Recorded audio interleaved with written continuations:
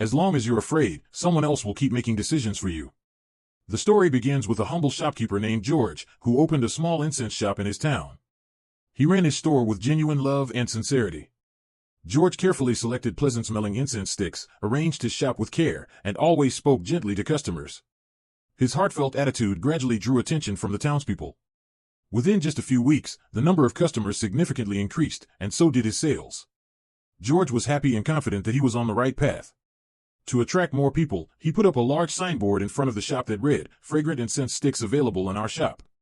This sign wasn't just for advertising, it was the voice of his store, reflecting George's personality and his warm hospitality. The scent of success began to spread, not just the smell of incense, but also the trust and positive energy George infused into every product and interaction. Everything was going well, until a stranger appeared. One day, a sharply dressed man with a confident, polished appearance stepped into George's store. He looked at the signboard outside with a frown, then bluntly said, "The word fragrant is unnecessary. All incense sticks are fragrant by default. Take it down." George hesitated. But not wanting to offend or seem ignorant, he agreed. He called the painter, and just like that, the word fragrant vanished from the board. Less than a week later, another person stopped by. This time it was a man wearing glasses, speaking with authority and clarity. He examined the sign and said, "Why right in our shop? It's obvious these are sold here. Where else would they be?" Again, George felt shaken. He nodded in silence and called the painter again to remove that phrase. Day after day, more advice poured in. Someone else criticized the word available, saying it was redundant. If the store was open, of course the incense was available. Under mounting pressure from all these opinions, George gradually erased word after word from the signboard. Eventually, only the words incense sticks remained. By then, the original voice and identity George had embedded into the board had been chipped away, bit, by his own fear and insecurity. Finally, one more person came along and offered his golden advice: why even write incense sticks? Anyone can tell this is an incense shop just by looking. That sign is pointless. By now, George was so accustomed to following others that he nodded once again. He called the painter to remove the last remaining words. And so, the signboard was left completely blank.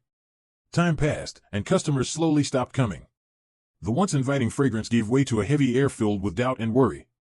George, who used to stand tall and greet customers with pride, now sat silently on his stool, staring at the blank sign, an empty symbol of the silence and lost identity he had allowed to consume him. One day, an old friend came by. He noticed the lifeless store and the blank board, and asked George what had happened. George explained the whole process of changing the sign. His friend was immediately furious. "What is wrong with you?" he exclaimed. "Why would you let others erase your voice and your identity?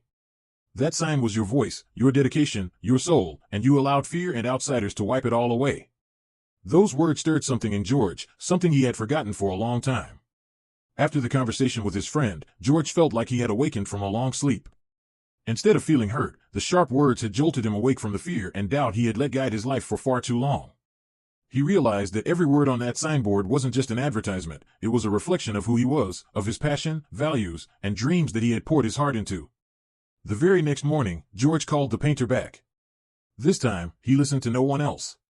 He asked to restore the original message, just as it had been: fragrant incense sticks available in our shop.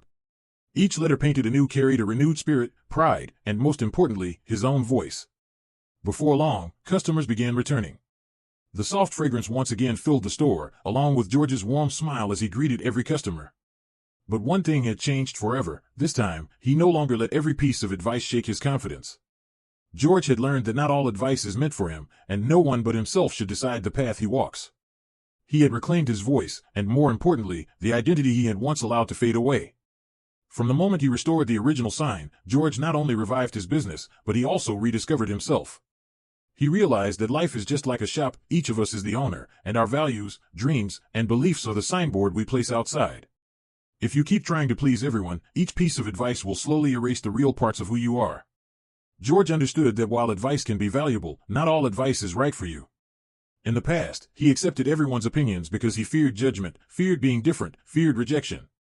But it was that very fear that made him lose the voice and soul of his store, and ultimately, himself. Now, George had changed. He had become stronger, more confident, and more self-assured. He no longer needed everyone's approval to believe in his own choices.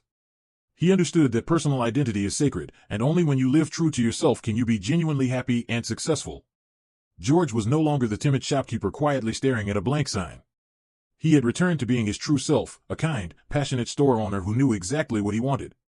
The repainted signboard, reading fragrant incense sticks available in our shop, was no longer just an ad. It had become a symbol of his reclaimed voice, faith, and identity.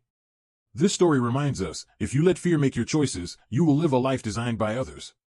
But if you have the courage to take control of your journey, to hold the brush and paint your own story, your life will become unforgettable.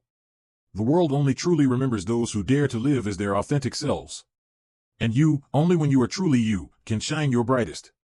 Life is like a store, and your values, dreams, and identity are the signboard outside. When you try to please everyone, you begin erasing little parts of your true self. Every unsuitable piece of advice you blindly follow becomes a stroke that fades your essence. Gradually, you are no longer yourself, you become a diluted version shaped by other people's opinions. Advice is valuable, but not every piece of advice is meant for you. If you let fear take the lead, if you let doubt guide you, then the life you're living won't be your own, it'll be someone else's. And that means you're merely existing, not truly living. The final message from George's story is a powerful reminder: trust yourself. Be brave enough to pick up the brush and paint the signboard of your life with your voice, your values, and your dreams. Don't let anyone erase the real you. Because the world only truly remembers those who dare to live authentically, those who chose to walk their own path, be different, and say with pride, "This is me."